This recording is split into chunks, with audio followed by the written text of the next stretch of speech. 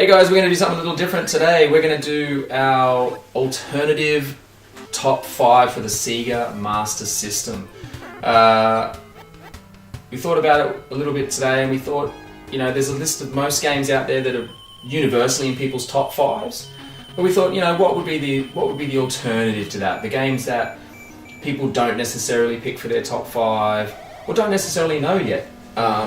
So we're going to do our top 5 and then our alternative top 5. So we hope you enjoy the video, and yeah, let's get it started.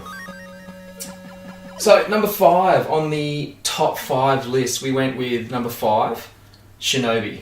For me, Shinobi is one of those games where it's kind of like the first time as a kid I had like a hardcore experience of trying to clock a game. So it's got a soft spot for me. But technically, it's an amazing arcade port. Visually looks amazing, soundtrack looks amazing, and they did that thing that Sega does really well with the Master System. They altered it slightly to fit for the Master System. Yeah, they added some enhancements to make it more accessible and fairer, while still keeping it quite a hard game. So yeah, it differed from the arcade where it was one-hit kills. You get a health bar on the Master System, which is a nice way of acknowledging that you bought the game, you own it, you paid full price. And those sweet ninja bonus stages in the middle were awesome as well. Yeah. So number 5, Shinobi. Alright, number 4, Psycho Fox. Another game that has a soft spot. All these games listed have a soft spot for me, but I love Psycho Fox. It's probably one of my favourite platformers of all time. Visually looks amazing. I loved the soundtrack. I loved the platforming, the verticality of the platforming, and that there was lots of different ways to make it from point A to point B, and no stage ever really played the same, and no playthrough really ever played the same way. You could always change it up. And then the character system of having, you know, different characters do different things, like the hippo knocking through walls, the monkey jumping high. There's some nice Japanese touches, you know, in the scenery and the layout. And we were just saying, probably one of the best bonus stages of all time. You know, that idea of dropping your money down on a path and just watching your fox walk the path, and then hopefully getting the jackpot at the end. It was a good way to teach kids how to gamble. Yes. Alright, number 3. This one's going to go all to you, mate. This is your game in the top 5. And it's most people's top 5.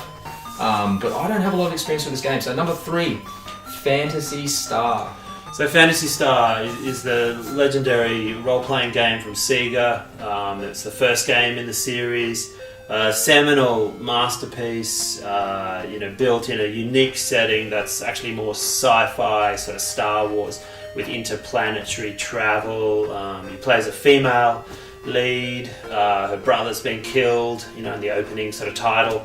And that sets the scene for a turn-based role-playing game. The dungeons have this incredible 3D effect where you're sort of moving into a tunnel and it scrolls behind you. Zelda's dungeons got nothing on these dungeons. That's it. Yeah, I mean, even in Phantasy Star 2, they disabled that effect. So Phantasy Star 1, is almost just a great technical showcase for the Master System. All the original early Sega developers, I think, including Yuji Naka, from Sonic fame, worked on it. It's just a classic beginning to a classic series, and began on the Master System. It's quite rare. I've never seen it in the wild, but it's one of those RPGs that really sort of shaped my love for Sega and really embodies that whole ethos behind the company. Number 2, Wonder Boy 3: The Dragon's Trap. I mean, where do you start with this game? What can you say that hasn't been said? Yeah, what isn't great about this game? Again, all the games on this system, they look amazing. For me, it's probably the colour palette of the game. So bright, pops off the screen. The different worlds that each character has. The game is basically a platformer, an RPG hidden in a platformer. Yeah. With the swords and the armour. Each character having its own characteristics and skill set that only they have. That unlocks a new part of the map. And great settings, from the desert to the beach, to the sky, to the caverns underground, lava pits. Challenging, it's very Metroidvania in that sort of hub with the areas you can't get to at first, but then you unlock the abilities as you cycle through the transformations. It's got one of our favourite epilepsy-inducing sequences when you the transformation room and flickers on and off, and as kids the instruction manuals would have warnings about this, and this game was Don't play this with the lights off. It's a classic one. If you survived your childhood playing this game, you were safe from epilepsy for life. Those who had seizures, my heart goes out to you. Alright, number 2, awesome. Number 1, this is it. This is the number 1 of our Master System list.